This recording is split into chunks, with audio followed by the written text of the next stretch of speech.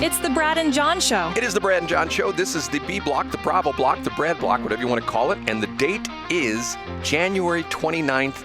And like I said, this is the B block. John, you ready?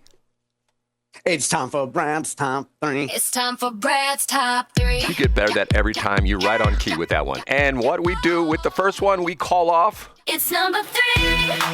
This one, to me, is a very sad story, which I think maybe has a possibly good ending. There's a nurse who works at VCU Hospital, and VCU is in Virginia, and her name is Melinda Cook. And Melinda Cook has been trying to help out the protesters up in Minneapolis. Do you know this story, John? I've seen a headline about this, yeah. And didn't she get in trouble?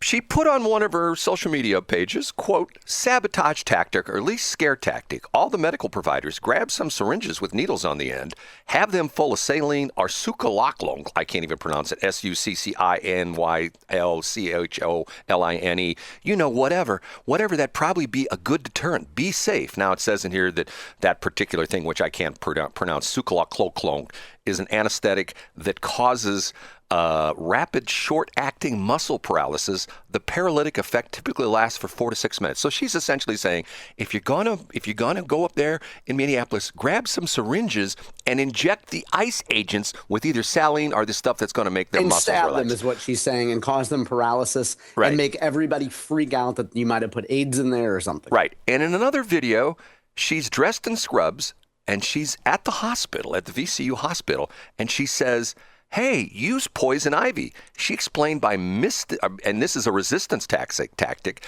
by mixing poison ivy or poison oak with water, it could be turned into spray to infect opponents. And she says, aim for faces and hands. And then she further goes on to say in the third video, she says, hey, single ladies, where these ice guys are going, have a chance to do something, not without risk, but could help the cause for sure.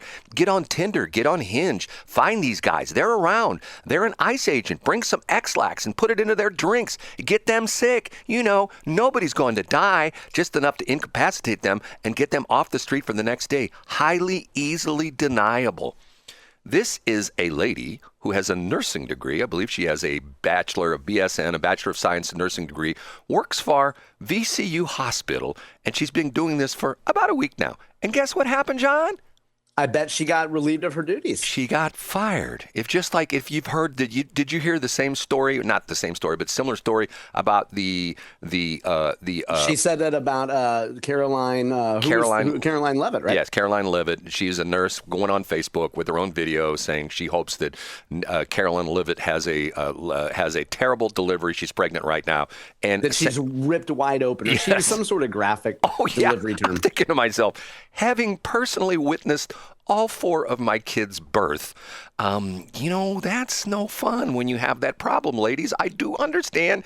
I've been to the Lamaze classes, and once again, I was in the room. What a man you are, Brad. All 4 of my kids. Were you there for your kid's birth, John? Should I ask that question? Are you joking me? Of course I was. Okay. I thought you weren't. Who wouldn't go to their kid's birth? I know a lot of guys. But let's get back to this. When you think about the idea that people are so affected by Trump derangement syndrome, oh my God, it's just that they would suggest hurting a law enforcement official or hurting anybody. Like, what is wrong with people? John, I couldn't agree more. And especially, you're a medical professional. And the thing about that is that, put yourself in the position of the hospital. You got somebody who's on, the various, socials doing that stuff.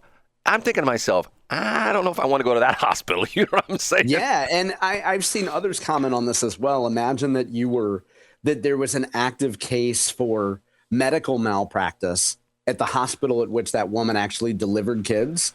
Could you go and show, hey, look, clearly the hospital does not care much when you have their own employees going out there encouraging people to have terrible childbirth. Oh, hold on. My phone's ringing. Yes, Mr. Crouppen. Yes, that hospital's in Virginia. Okay.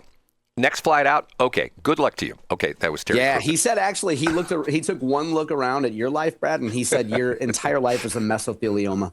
Yeah, it is. And I said, just take off the thelioma. Okay. Number 2. Ready? It's time for Brad's number 2. It's time for Brad's number 2. I get upset about everybody making fun of North County.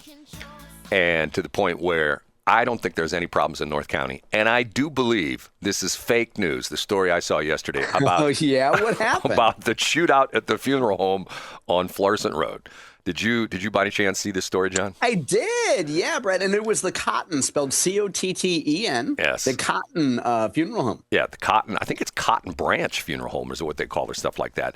Essentially, there was a poor 18-year-old lad who was deceased, and it was at his funeral. And as the story goes, some fisticuffs happened inside the funeral home, and they're still debating whether actually shots were fired inside the funeral home. But the main action was in the parking lot of the funeral home. And as the Ferguson police responded, one of the officers determined the situation was the C word, John, chaos, as multiple rounds were being fired. And matter of fact, I do believe the story, one of the stories I read, they alluded to the fact that they ran out of evidence markers. You know, the little 1, 2, 3 little. Yeah, there were so many shots fired. Tent tops that they put on top of the shell casings and stuff like that. And I'm thinking to myself, okay, this can't be my North County, and this can't be Ferguson. I used to spend a lot of time in Ferguson. I used to go to Peaches Records in Ferguson. I used to buy stuff on West Florissant. Matter of fact, I got married in Ferguson, right there at the train tracks. The church, I can't remember what the name of the church is. It's probably like an old folks home or something like that. But I can't believe this happened in Ferguson. I just can't, John. Yeah, I know. And especially when you think back to, there was a gentleman who was a marijuana enthusiast. He loved cigarillos. And he was a gentle giant. And after his downfall, people assembled so peacefully. And there was no violence. They didn't just want to, go steal some stuff and throw stuff at police. Ferguson has a history of being a very civilized place, Brad. And I can't believe this would happen. It just gives North County a bad name, I know. It's brand new, too. This is the first negative piece of information about the North St. Louis County area that we've probably ever had. And once again, for you people who have property near a proposed data center, you have property that, what was the guy's name? Jim Roberts is named the guy out there in Franklin County. That's right, Brad. Jim Roberts. His phone number is somewhere in your phone. Jim Roberts, I'll be more than happy to take your property off your hands. You people that live out in Bridgeton next to the Westfall, isn't that West? What is it? Isn't that Westfall or what is it out there? Westfall was a county executive. Westlake was a landfill. Westlake. And you got to sell the property to Brad right now, this week, because the next time we get a snowstorm, he's going to go to a local bank branch expecting them to be open for a cashier's check, and he's not going to be able to pay you. Or if you have a house next to that Cotton Funeral Home in North County, I'd be more than happy to buy it, because when the next time there's a shooting there, I'll just pick up the shell casings, and I have a friend of mine that reloads the ammunition, so he reload those shell casings for me. Simple as that, John. See, It's beautiful, Brad. I'm a positive guy, John. I'm a positive guy. Okay, ready for number one? Yes. And now, big finish, Brad's number. It is my number one. Okay, John. Yesterday, we've been talking about data centers a lot. It's funny because I go back and look at the bjshow.co website, and I think what was it, this week or last week? We had 3 days in a row, you had the top stories of the data centers on there. Okay. Yeah. I brought up the fact, and I continue to say, there's a data center in WashMo. Okay? People go, we can't have a data center. So John doesn't believe that I follow through. And matter of fact, I'm looking to the sky. Dr. Winter, you know what I did yesterday? Brad, tell me. I followed up with my journalistic ethics, and I called a couple people at Mercy Hospital. Brad, I'm so proud of you. I'm so glad you took my class, and it's affected your life for the rest of your life, and it could be another 2 days the way you're going, Brad. Thanks, Dr. Camille. See you soon. Anyway. No comment. And your mom is way down below saying he pays more homage to that old foreigner than he does to his own mother. I contacted a nice lady. Her name is Bethany Pope, and it says she's media relations and communications manager, but they all have different things. They have different areas, and she's in charge of St. Charles, and I believe in WashMo and in some other place, okay? And I called her, and I said, hey, explain to me, why aren't people not jumping up and down and yelling and screaming about the data center there in WashMo, which I went to? And matter of fact, I remember I said it was 10 or 15 years ago. Yeah, you took a tour of it, Brad. Right, before it was completed, okay? I said, this is what she wrote. Brad, Chris at the Missourian asked about this back in November, so I feel bad because Chris has got me beat by 3 months. Yeah, and imagine that. And I knew I had a statement on it. Here's what we provided. So she gives me a stock statement, okay? Let me read it. She says, as an early adopter of healthcare technology, Mercy opened its WashMo Washington data center in 2010 to serve as the backbone of its infrastructure to support one of the first integrated electronic health record systems in the U.S. John, as a comms person, how'd she do with that first paragraph, which actually was Very one good. I like it. Yeah. which was one sentence, okay? The second paragraph, I think, has 2 sentences in it. She says, with multiple data centers across Mercy, they still serve an integrated role in providing caregivers reliable access to clinical records and other supporting systems. However, much of Mercy's technology services, including energy-intensive AI, is that an editorial statement, John? Energy-intensive AI, is that what that? Yeah, I like that. Yeah. Okay, including energy-intensive AI, has transitioned to the cloud through relationships like the one with Microsoft. So I sent her back, and I said, and here's my, and Dr. Winter, you still there? Yes, Brad. What do you want now? You're bothering me. I go, should I just take that official statement, which was a recycled statement, which was sent to a print organization? Should I take that as gospel? No, Brad, you already know my answer. Okay, Dr. Camille. So I sent back 3 questions, actually 2 sentences. So is it still in use? And if so, is it still staffed? And if so, 1 shift, 2 shifts, or 24/7, 365? Oh, this poor woman, Miss Pope. Okay, Brad. So the first 2 are easy. She knows the answer to those. And now she's got to bug somebody that actually works there, get the official thing. How many shifts? Okay. But all right. So what did she say, Brad? she didn't respond. Imagine that, Brad. Maybe she's actually working on something relevant in her job. But John, as a journalist, isn't that what you want to know? No. Why not? Why do you need to know how many shifts are working there? Because and if you insist on being annoying and following up, you can ask, is it still in existence? Hey, idiot, drive past. You'll see it's still there. John, if I was in court, Your Honor, the defense witness has asked why it's important I need to know how many people work there. Because of the fact this is a very important aspect of data centers being built in other parts of Franklin County, St. Charles County, Warren County. Because people say that, will there actually be employees there, or will it be run remotely? Will it actually employ people who are boots on the ground in that data center, working there, where they show up and they get a paycheck, which ultimately results in financial well-being for the community? Because remember, when you pay somebody, they go to the various stores, they buy cars, they buy things, they pay taxes. They do, Brad. And so to be clear, when you sent your 3 annoying follow-up questions, what time did you hit send on that email? Let me see. 4:26. Okay, so that's our answer, right, Brad? You send her something when most people have already left the office. John, in my day, I didn't leave. Okay, we don't care, Brad. John. So this woman, you email her at 4:30 p.m. and you expect to have an answer the next morning? That's ridiculous.